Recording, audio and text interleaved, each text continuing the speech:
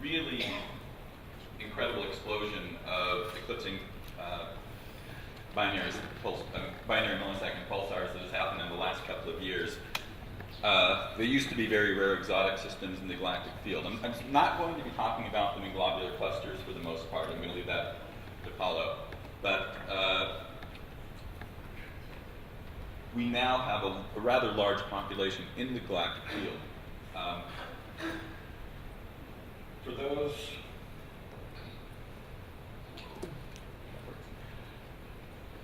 probably most people in this room know about the original Black Widow pulsar, but let me mention it. It was discovered almost 25 years ago. At the time, it was the second fastest pulsar known, spin period known. And what was remarkable about it was in a very small orbit, only 9.2 hours, and it showed regular eclipses. And these eclipses showed evidence of intrabinary material by timing delays happening right at eclipse ingress and egress. Looking at the companion of the star, it showed large orbital variation, suggesting that it was illuminated by the millisecond pulsar, which is also one of the more energetic millisecond pulsars known. Optical imaging in H alpha showed that there was a bow-shock nebula around it. That's direct evidence that there is a strong pulsar wind coming out of it. X-rays from the point source. There's a trail coming behind, which also shows that there's a wind. The point source, the X-rays are modulated, which is presumably due to an intrabinary shock. So the idea of this is that you have a pulsar which is blasting material off its companion and then shocking with that. And because it seems to be in the process of destroying its companion, it was given the moniker the Black Widow pulsar. And back in the 90s, there were people trying to model whether this could be a source of gamma rays. And Marco Tabani suggested that it would be possible that there were actually quite a few hidden gamma ray sources where the radio was eclipsed by the pulsations were eclipsed by the intrabinary material throughout the entire orbit. And you might see these as isolated gamma ray sources with no apparent associated radio pulsars. And as far as that, and they also made predictions about the TeV energy. You can accelerate particles at the shock up to 3 TeV according to this model. And you get modulated emission because of flows and various asymmetries in the shock. But how bright it should be in X-rays and gamma rays is primarily about E dot over D squared still, like most things having to do with pulsars, high energy emission from pulsars.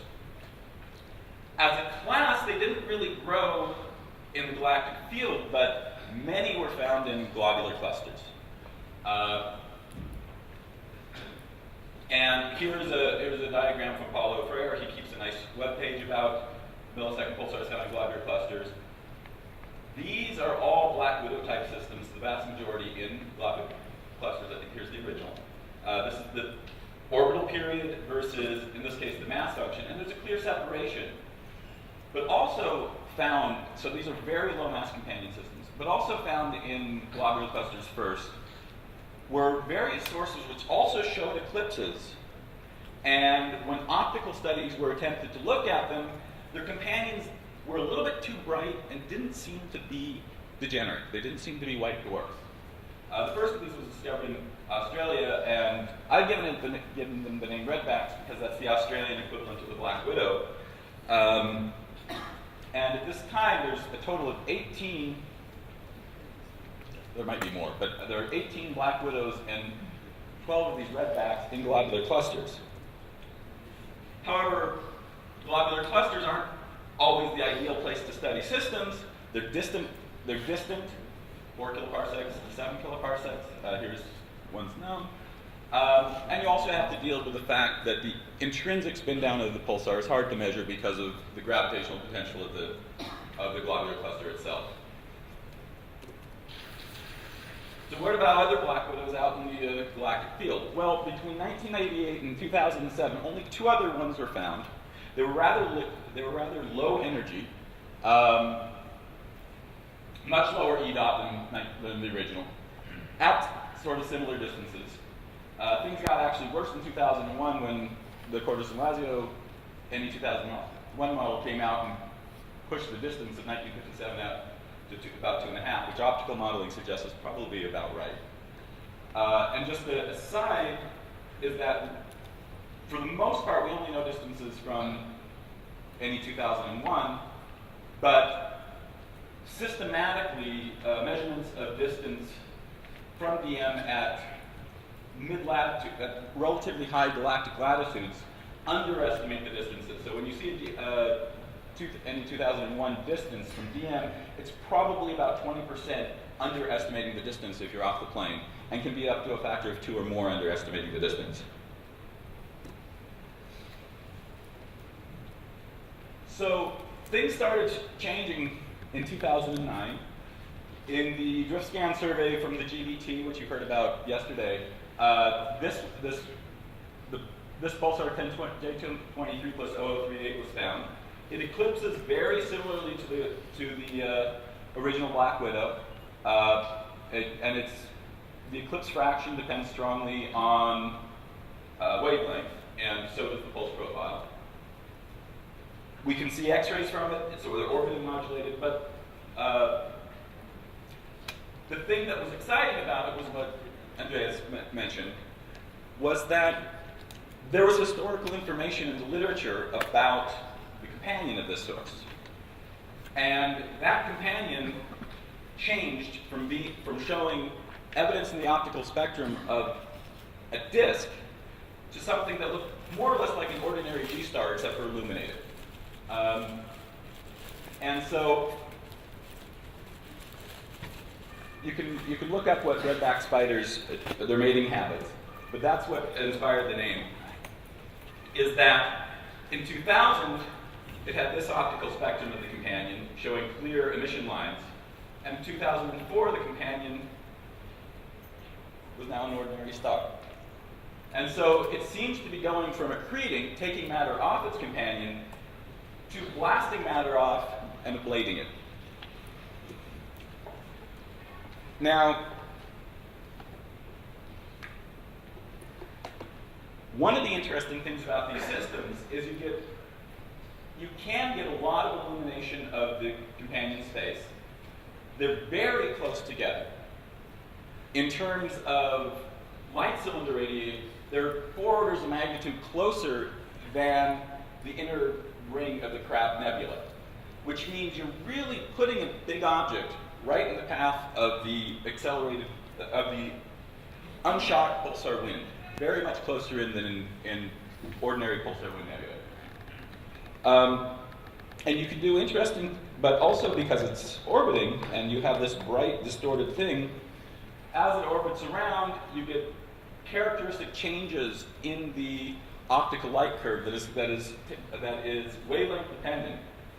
And by modeling that light curve, you can get information about the orientation of the system, of the filling factor, how much is the companion filling its Roche low, and they're also bright enough, you can do spectroscopy on them, and therefore get a spectroscopic measurement of the mass.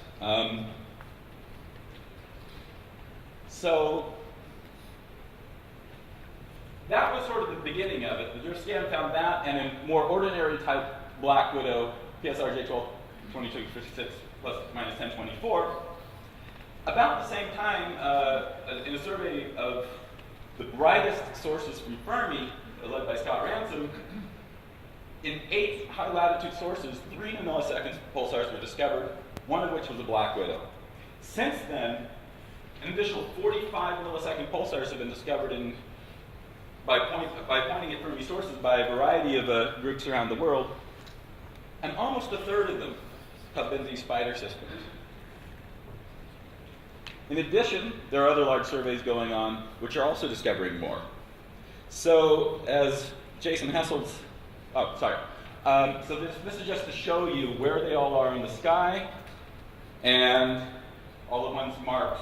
So these are the ones discovered in Fermi sources. These are all gamma ray sources, and these are where all the Black Widows and redbacks are. So Jason Hessel's talking about the attack of the gamma ray spiders from space. They are surrounding us, They're not far away. Typically, they're about a kiloparsec away or even closer. And here's just an example of some of the variety we're seeing. This is the radio emission as measured with the Westerbork at 350 megahertz low frequency over essentially entire orbits.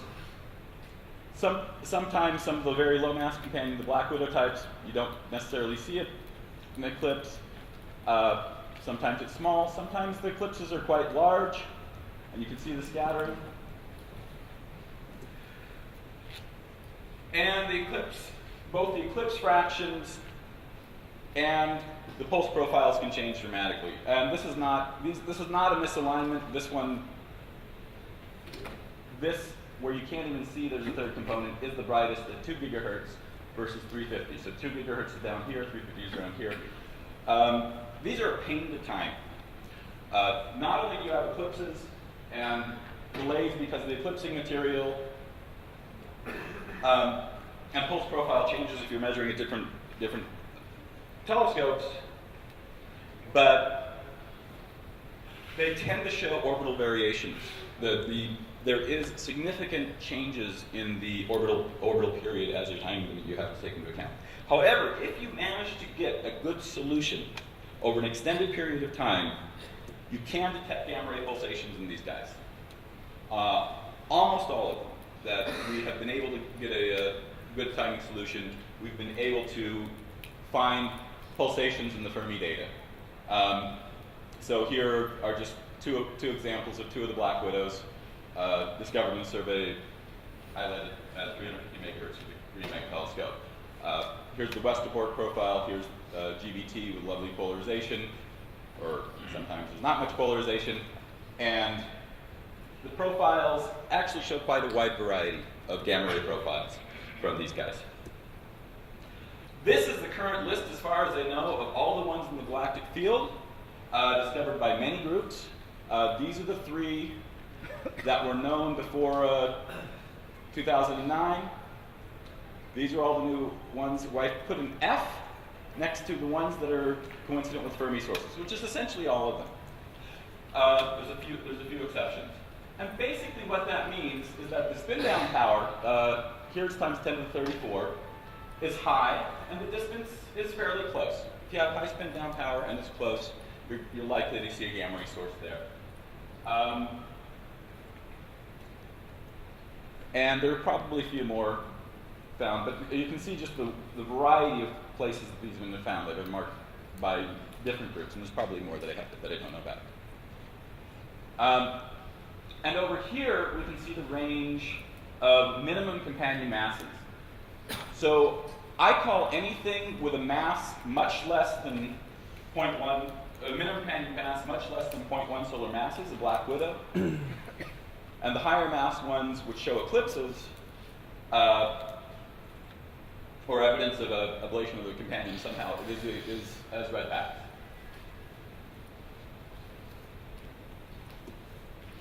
Just a few comments about the energetics. These are relatively nearby, very fast spinning millisecond pulsars. One thing, when you quote an EDOT, well, we know that the masses can range from 1.4 essentially to at least 2 solar masses. So we don't really know the energetics. We don't know the moment of inertia of any particular pulsar. But the spin derivatives are affected by the Shklovsky effect, by their motion through the galaxy, which we can correct for if we get proper motion measurements. So we do need proper motions to properly understand the energetics. But I want to just jump on ahead because I'm running short on time. So here is a plot of the minimum companion mass versus the orbital period of all the pulsars, for most of the pulsars, the period's less than 8 milliseconds, so have been fully recycled by a long extended process. The redback, and here are these evolutionary lines that Andreas was talking about for the common way of producing a white dwarf companion to a millisecond pulsar. And the redbacks are systematically more massive than that. And the Black Widows are systematically significantly less massive. I'm not going to be able to talk much. You can get a lot of information about looking at the optical with these systems because they are relatively bright. They're easily accessible to even 2-meter class telescopes can give you multi-wavelength orbital light curves. And you can combine those with spectra. This is from the spectra of the original Black Widow. This is work done by Martin Van Kerkwijk and René Breton. And here you see the spectrum of the original Black Widow, and they're clear lines that you can measure radial velocity measurements of. However, to actually get the mass from the radial velocity measurements, you have to take into account that the source is not evenly shining. It's shining much brighter on one side than on the other. So what you're measuring is not really at the center of mass of the companion. So you have to have some model for the correction for how the illumination affects your measurements of the radial velocity. And that can be done using the information from the multi-wavelength light curves and the inclination angles from that.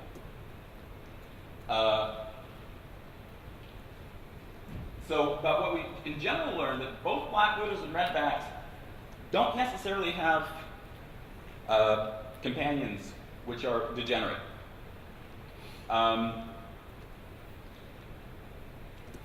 And that means you don't expect them to be at the ends of their evolution. So this is a plot of how individual sources evolve into the final endpoint, which is the white dwarf.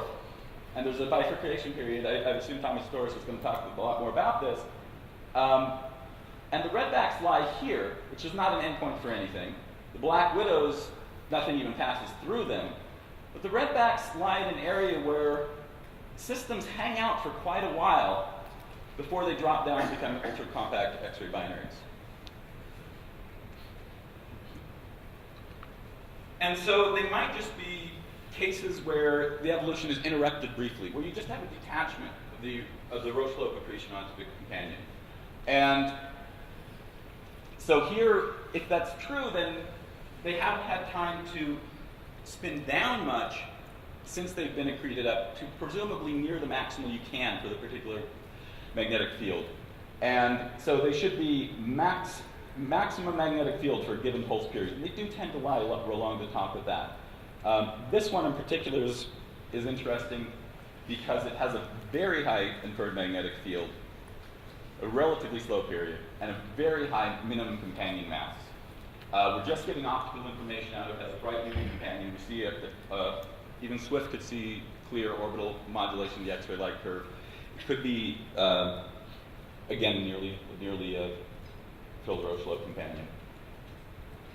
I have no time to talk about what we can learn from pulsar winds, but I do suggest that you see the posters on X-ray emission by Pete Gentile and Wang. There are two down there. Or the relationship to this guy. So I'm just going to leave some talk about our conclusions. There's lots of them around. They're everywhere. Most are Fermi sources whose gamma ray emission seems to be mostly dominated by the gamma ray pulsations. They're optically bright. We can study their companions. They're close. They're out of the plane. They're great optical targets. We can get masses in orbital geometry by studying the companions. Redbacks may be the progenitors or on the way to becoming ultra-compact X-ray binaries. There may be more that switch back and forth. And just kind of the hope for these guys is that their nature's linear colliders. So they are the place to study ultra-relativistic pulsar winds. And that's it. Thank you.